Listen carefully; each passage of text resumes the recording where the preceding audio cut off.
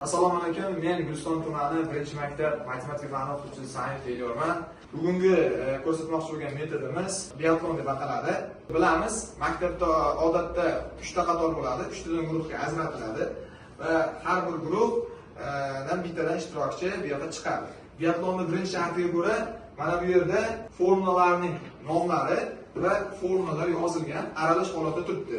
Birinchi shartga ko'ra birinchi chiqqan ishtirokchi mana bu yerga formula va nomini qo'yib qo'yish kerak bo'ladi.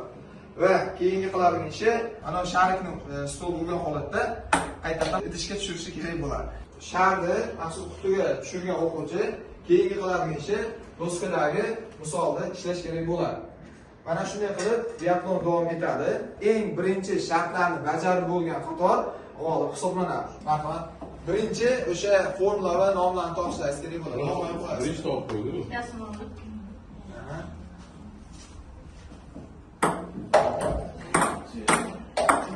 Siz turishyapti.